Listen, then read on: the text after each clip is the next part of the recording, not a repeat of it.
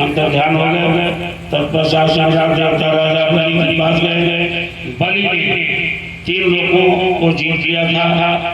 बुद्धिमान इंद्र ने अति मधुर वाणी में समझाते हुए राजा बलि से वे सब शब्दें कही जिनकी शिक्षा स्वयं भगवान ने उन्हें दी थी।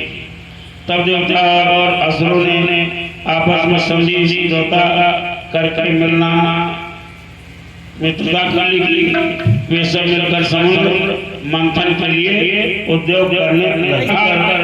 गर्जना करते हुए आने लगे, परंतु देवता और ब्राह्मण थोड़ी ही देर में दोनों थक गए।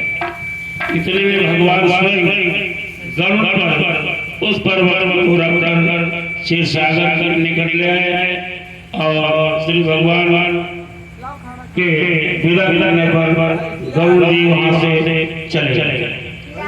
श्री शिव जी का परिचित देवताओं और असुरों भी नागराज नाश की और अमृत भाग देने के वचन देकर उसे नीति के रूप में मंदराचा को लपेट दिया। ये अमृत मिलेगा तो तुमको पिला देंगे। वो बादशाह नाम कहा ठीक है। अब जो है उस समय बाहर अजित भगवान वासुकी के मुख जो राक्षस थे तब दारुण की पूछ को नहीं पकड़ेंगे।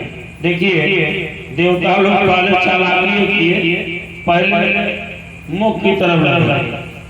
राक्षसों ने कहा हम लोग इतने गंवार नहीं हैं कि हम लोग पीछे असुर की तरफ रहेंगे, हम लोग आगे रहेंगे। और देवता चाहते थे कि सांप के पास जाओ, फटकार मारे पीछे पीछे खतरा भगवान ने कर सांप पकड़ लिया। तब वह पर्वत देवताओं और दैत्यों के द्वारा पकड़े जाने पर भी जल में डूबने लगा।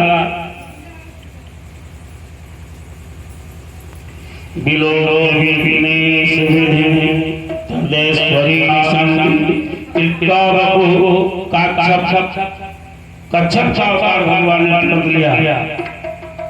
कृत्या कच्छप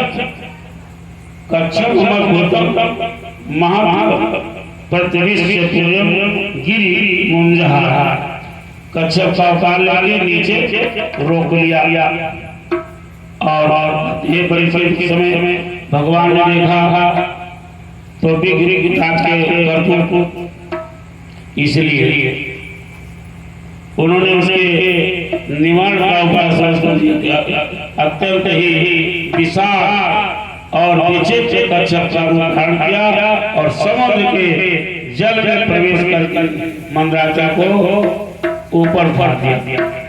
भगवान वासुदेव अनंत है और सत्य संकल्प है, इसके लिए वह कौन सी नई बात है।